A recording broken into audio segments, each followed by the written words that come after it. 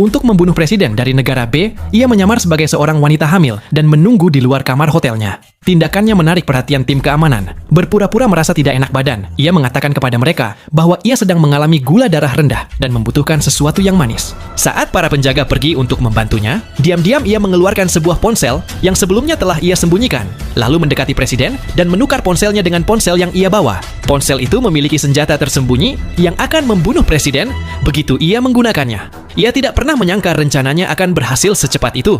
Sebelum sempat meninggalkan hotel, presiden sudah tewas. Kepala keamanan segera memerintahkan semua pintu keluar untuk diblokir dan menginstruksikan timnya agar tidak membiarkan siapapun yang mencurigakan melarikan diri. Tepat ketika Lisa masuk ke dalam lift, seorang penjaga keamanan yang sedang menuju lantai 1 melihatnya. Karena ia satu-satunya wajah asing di hotel itu, kecurigaan langsung tertuju padanya. Tiba-tiba, Lisa mengambil langkah pertama, membuat pria itu terkejut. Sang penjaga dengan cepat mengeluarkan sebilah belati untuk melawan. Terjebak dalam perkelahian dengan penjaga itu, Lisa tidak bisa melarikan diri. Bahkan ketika lift mencapai lantai dasar, ia tidak sempat kabur dan terpaksa membiarkannya naik kembali. Saat itu, pertarungan mereka hampir berakhir. Perut palsu yang dipakainya berhasil melindunginya dari tusukan mematikan.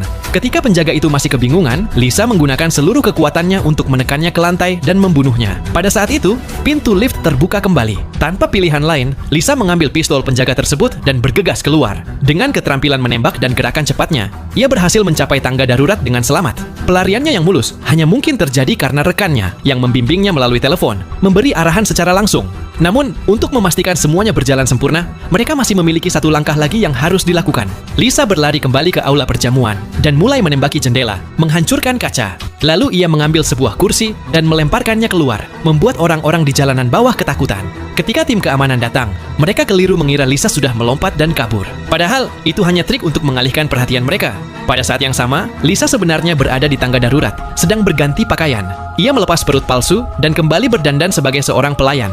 Lalu, dengan tenang, ia berjalan turun ke lantai dasar. Para penjaga yang dilewatinya tidak menaruh curiga sedikit pun, dan ia keluar melalui pintu depan tanpa masalah. Namun, Lisa tidak menurunkan kewaspadaannya. Sebagai seorang pembunuh terlatih, ia tetap waspada jika tim keamanan menyadari kebenarannya. Sesampainya di stasiun kereta bawah tanah, ia kembali berganti pakaian dengan cepat.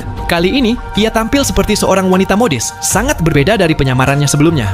Namun, tepat pada saat itu, sesuatu yang tak terduga terjadi. Rekannya, yang membantunya dalam rencana pelarian, mengalami masalah.